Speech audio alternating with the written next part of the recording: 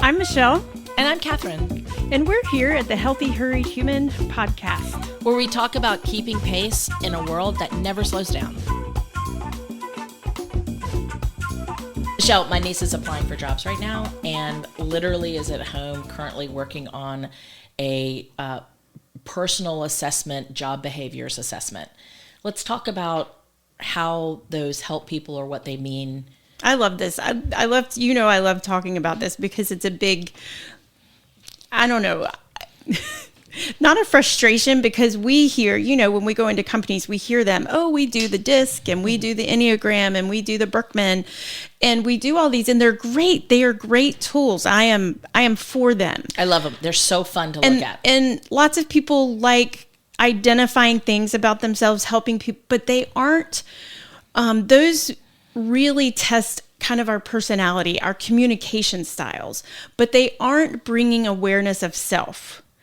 And awareness of self is what is key for us being successful in our workplace, in our relationships, because you and I like to use the term self-mastery. Right. Awareness of self is really getting a grip on our self-mastery. A lot of times when we take these assessments, workplaces do these initiatives, we're going to start, putting codes on people's doors. And so, their colors or whether they're a DISC or where they are on the DISC. And those are great initiatives. It makes people be in tune. But 3 weeks after they've gone through the class, they forget. They forget really what did all that mean, but they remember about themselves. I'm a D on the DISC, or I'm a high D, or I'm a low D. They remember that, but they kind of forget, well, what does that truly mean? And they forget, well, I don't remember what you were, Katherine, right? Yeah, it has to be very immersive in the culture, and you have to practice and you have to speak the language for it to be effective. But really in the work culture, who has time for that? Like, that would take a lot of time. But if work culture, or if we would do this in our personal life, where we focus on self-mastery, we would have some of these. Self-mastery is that awareness of self, of how do we come into a room and how do we interpret other people's emotions? Are we able to read other people's emotions and respond appropriate?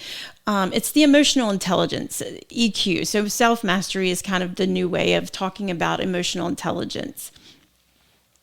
I am a big fan of Marcus Buckingham, and I read his book he just came out with a couple years ago about love and work. And he talks a lot. That's where the first time I really began to learn a lot about self-mastery. And at the time, I was an internal recruiter.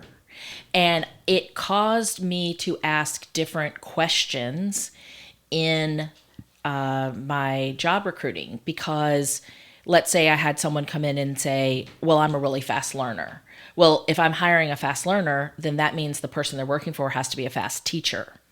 And so I would ask, do you know how you learn? Yeah, that's a great question. And because if they can tell me how they learn, then I can put a learning, if we end up hiring them, I could put something in place that would be a great way for them to learn. So that's one aspect where I've used self-mastery, trying to recruit to find out how well do people know what they are, instead of giving me a boilerplate answer of, well, I'm a great learner, I'm real quick, I go in there. Well, okay, you think you're a fast learner, but I know the content you're going to have to take on. What's the best way I deliver that to you? But what else are we talking about self-mastery on like a micro or macro level?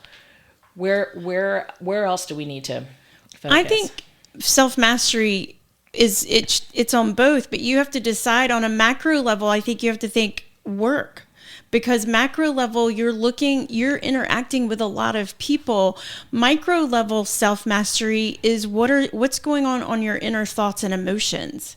One of the best ways that we can do an assessment of self is by pausing to find out, what are our thoughts? What are my emotions in this scenario, in this situation? What am I thinking? And then how am I feeling about this? We don't do enough practice of pause. I like that. you and I talk about this, I have all my little sayings that I have, but we have two states of being, and that's caused by our thoughts and our emotions. A lot of people walk around thinking their emotions are kind of the bridle. It's leading them. It's not. It's really your thoughts. Everything starts from your thoughts, leads to emotions. Emotions lead to actions.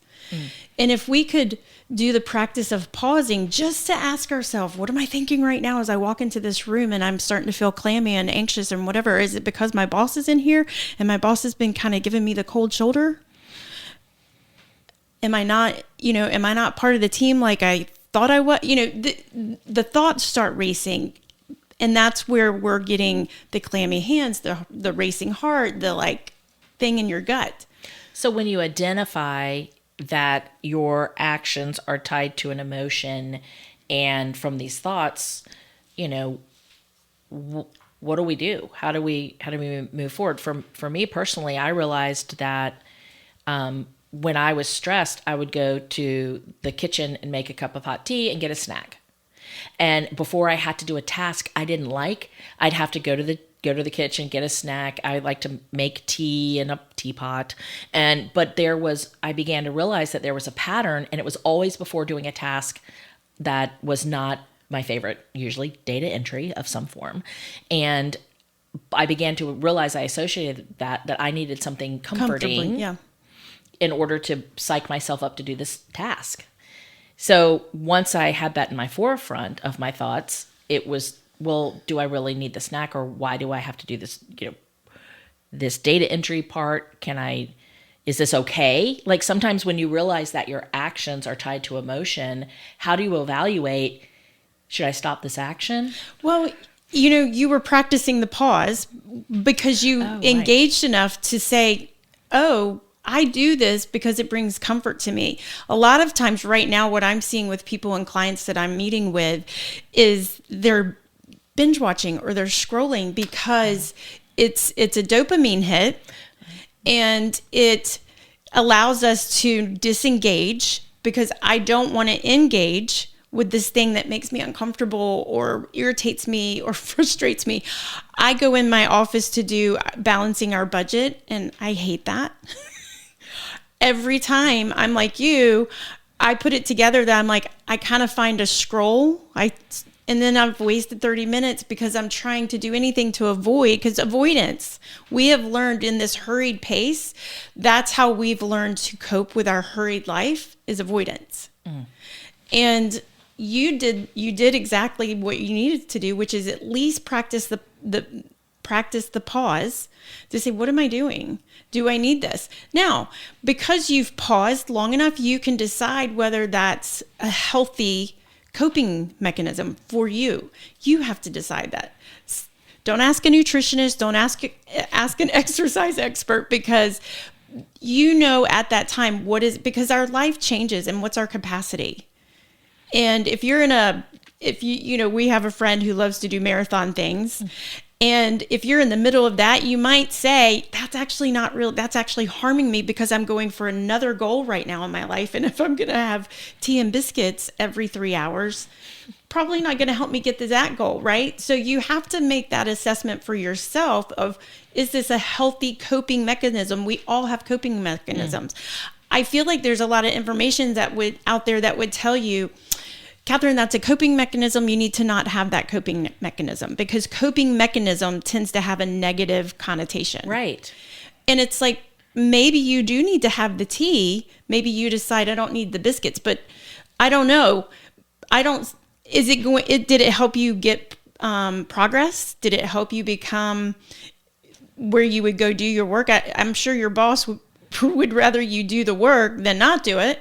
And if that's the thing that you needed to do, right? Well, I will say the tea and biscuits, then I sat and enjoyed that while I was doing the task, which is different than scrolling. Right. The disengagement's such a big buzzword right now because we're all concerned about engagement. Gallup just put out another poll. It's gone up, showing that that employee engagement is farther away from the goal. I think it's at 92% right now. I think that's the disengagement. and it employee is disengagement. As a person who spent years in a company trying to build culture, develop culture and engagement, I mean, that's saddening to me. Yeah. And but what I think I hear you saying is that pausing and coping mechanisms do not mean you don't have self-mastery. Is that a double negative?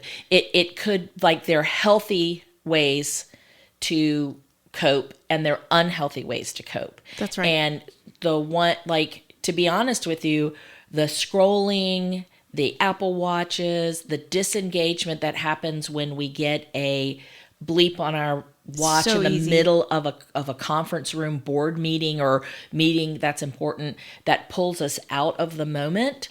What I was doing was to try to ease myself into the moment. That's right. Right. But so there is a difference between Coping and disengaging. Avoidance. That's such a That's a great word. it's a great word, and it's a hard concept. In practicing the pause, because I've started doing this at home,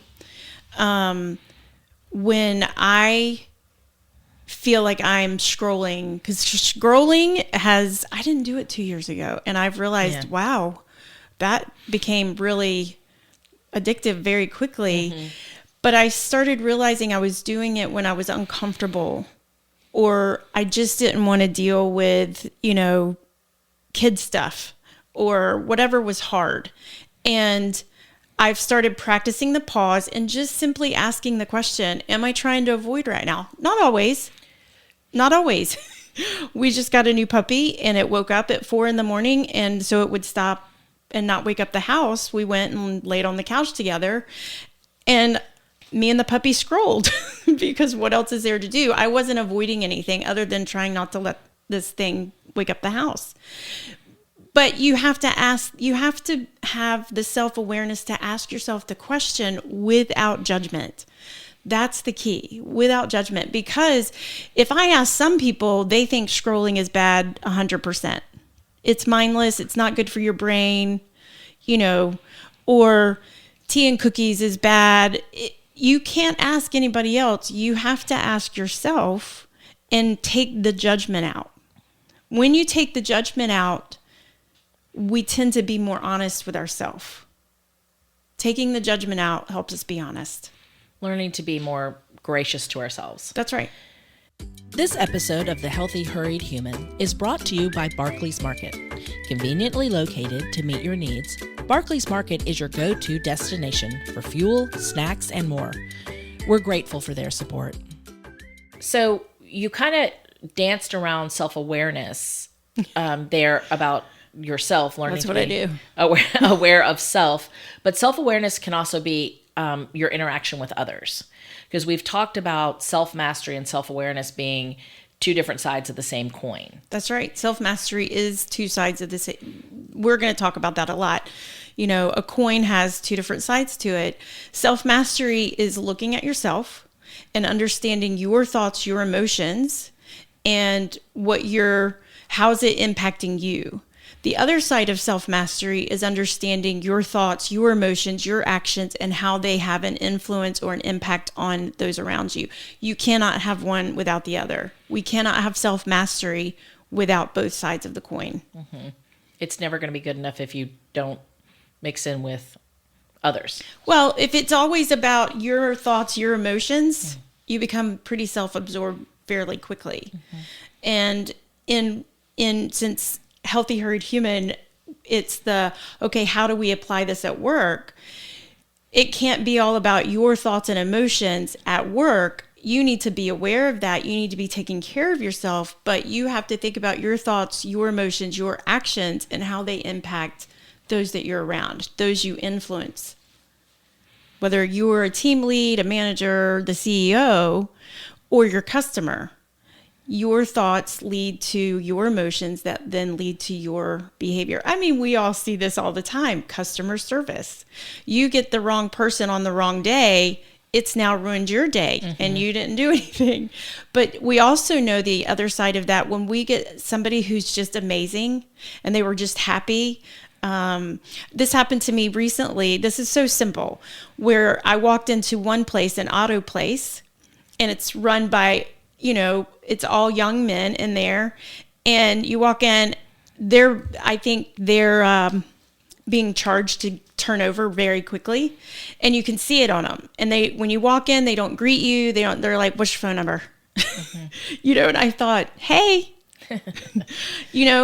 and then later that day I walked into another place and it's, "Hey, welcome in." And I thought, gosh, I know that they're teaching them to do that, but what a difference in the culture, because they're teaching them that is basic customer service. And you think, well, you can train that. You can, but wouldn't it be great if we helped our employees understand that their thoughts lead to their emotions? Because we can tell the difference between welcome in out because of training and a smile and looking you in the eye, and because actually I'm doing okay today because I'm aware of how I'm feeling on the inside. So when I see a customer, "Hey, welcome in. Glad you're here." We can tell the difference.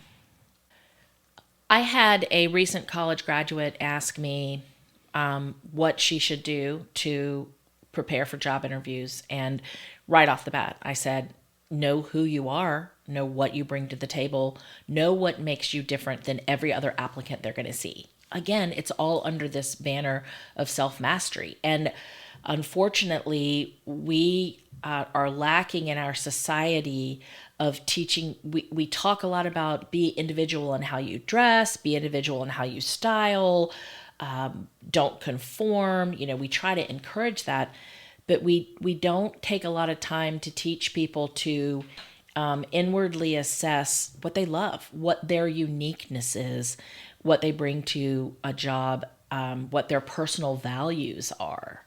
And part of the self-mastery struggle is knowing yourself and not comparing it to anyone else. Not what does Michelle bring to a podcast that I think I need to emulate or I need to mimic. But it's like, no, what does Katherine bring to a podcast that's just myself, and learning to be comfortable with that. Because I think at the root, we all want to be significant. We want to be significant in our jobs. We want to be significant to the people we love and in our friendships. Right. And there's this pressure to I have to look this way. I have to be on trend. Well, And that we see that a lot. I see it in my, that the Gen Z era, because they were the ones who grew up with the most social media. And so I see them struggling with it the most because they feel like, oh, I've got to emulate. That's how these people became significant. So I need to try to skibbity, the words that they use. I don't know about that, because I'm going to tell you, I can name 5 girls that had the Rachel Green haircut once Friends happened. Yes, it has happened in every generation since probably TV. I'm just saying this generation, Gen Z's having it more because they had it constant. We from the Rachel Green, we were influenced by that stuff. But more to your point, absolutely, we are all searching for significance, because human beings, you've heard me say this, human beings have 2 basic needs, and it's to be significant and to know that they're safe. And we're going to do what we can do, whether it's, hey, I'm going to do what that person's doing because they seem significant, so I'm going to copy them, or I'm going to try to do something completely off book, so that we're always looking for something, for significance, and we want it from other people. Yeah, because we were created to be in relationship with others. So we need to have purpose. And that's, I think, what ties into significance. And we hear a lot about it. It's become a buzzword. What's your purpose? Well, I think that purpose and motivations change throughout different periods of your life. They do, yeah. You and I are both at a stage where a lot of our counterpoints are transitioning out of raising family. Their children are adults. You're still in the thick of it, but a lot of our friends have kids that are going into college and getting married and are launching. And the role that you play with adult children begins to shift. The roles you play as a grandparent begin to shift. And it causes you to question, what is my purpose here? That's right. Or then someone like myself, who's an aunt, who's a daughter, who's a sister, is not necessarily a parent.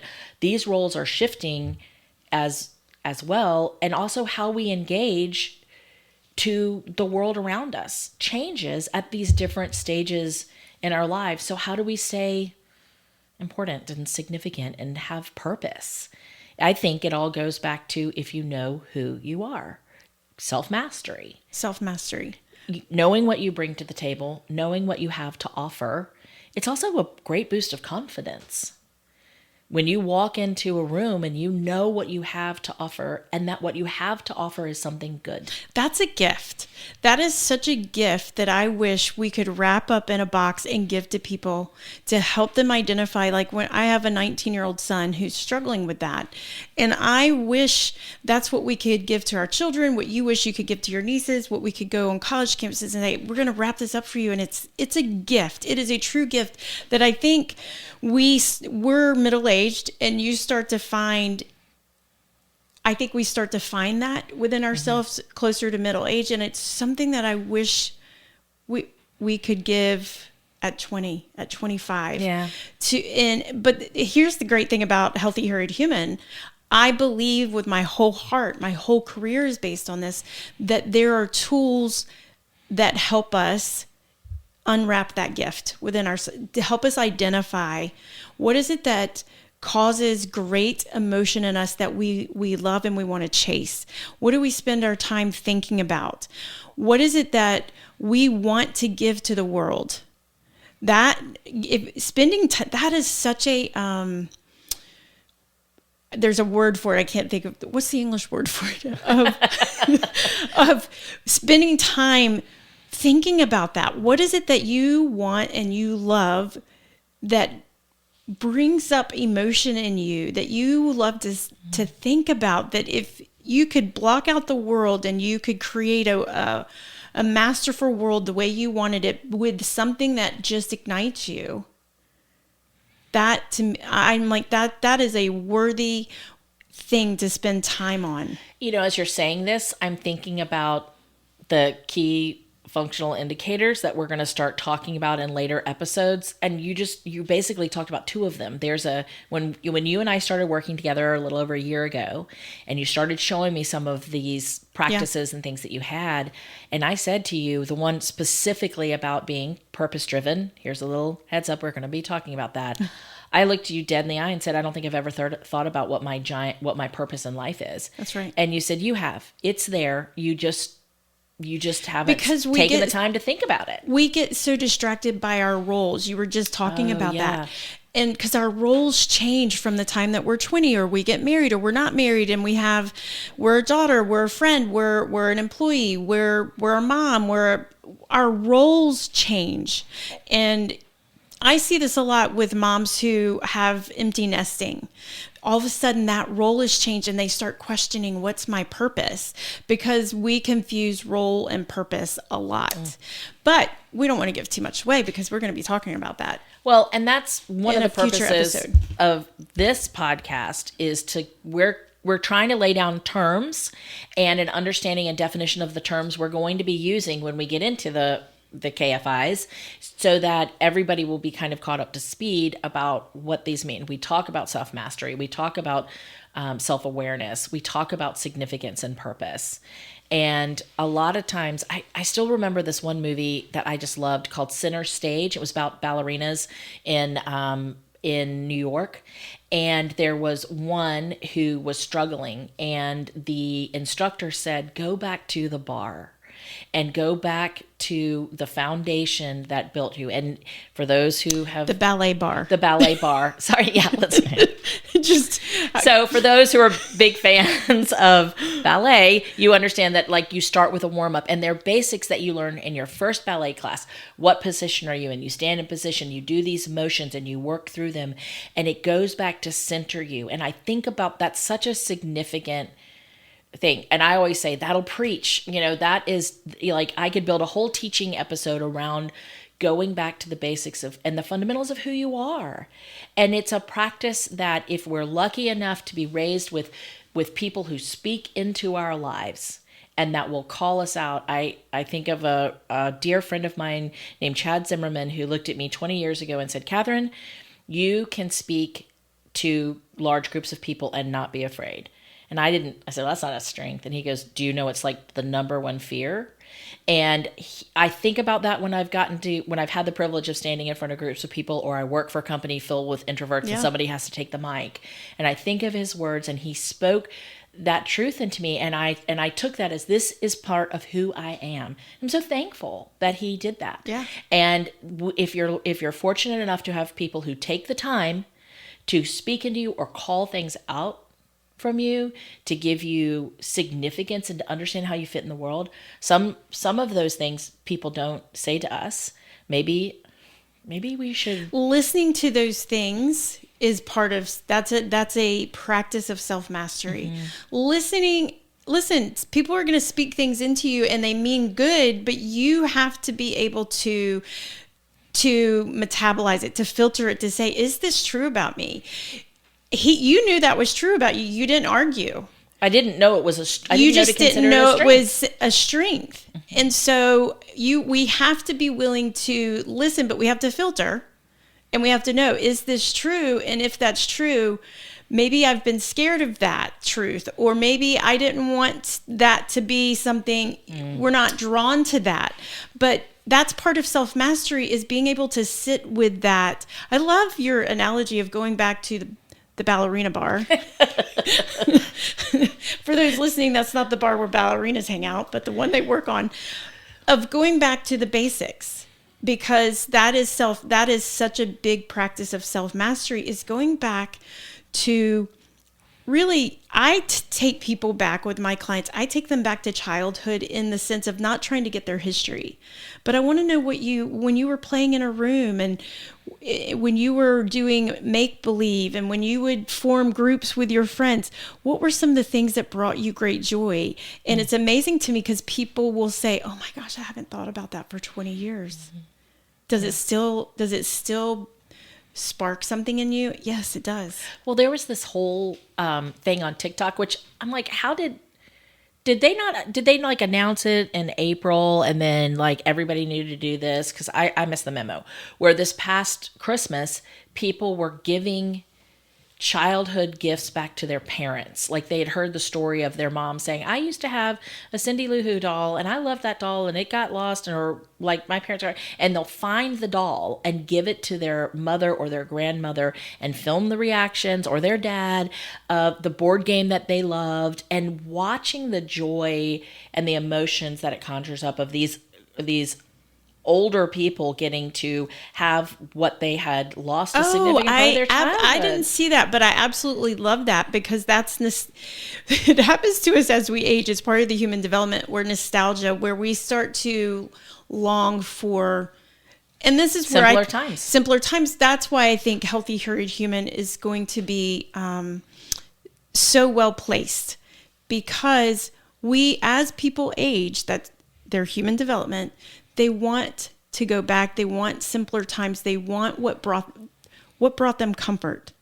And we go back to those things, and we wish, gosh, I wish life would slow down. And if you're raising kids, you're like, it wasn't like this when I was a kid. And we go back to those, I wish it was.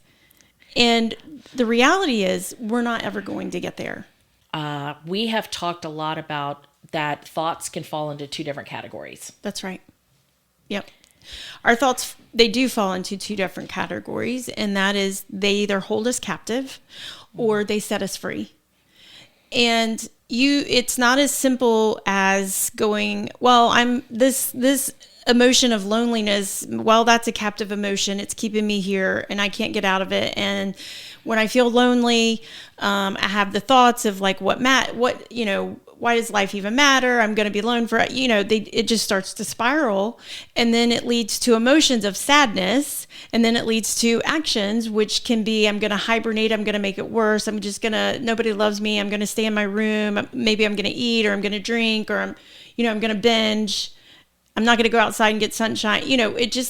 That's how it goes. And that's why we can say you're being held captive by that thought. But it's not as simple as, well, let's go to a freedom thought. I'm not lonely. That doesn't work. That's why you started hearing the buzzword of toxic positivity, because people are like, just be happy, sparkles, because it doesn't work. And it actually makes people feel worse because they don't understand, why can't I get out of it?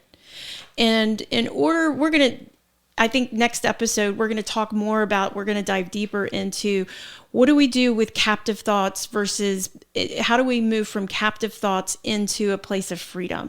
There is a way that we do that, but we're going to talk about that in the next episode. Great. And before the next episode, if anybody gets to learn how to drive a stick shift and learn what neutral means, going into neutral before you move on, that'd be great. Yeah, so anybody under 30, maybe go watch a video on driving a stick shift. Yeah, well, and this plays into the healthy, hurried human. The pause, we don't know how to pause and how to rest. We think, practice the pause. I've got to be at full speed to be, if I'm at full speed in the spiral, then I need to be at full speed dragging myself out of the spiral. That's right. I think if for our listeners, the challenge that I have for them after this, like, what do we do with all the things that we just talked about? Mm-hmm. I would like to encourage people just to practice the pause.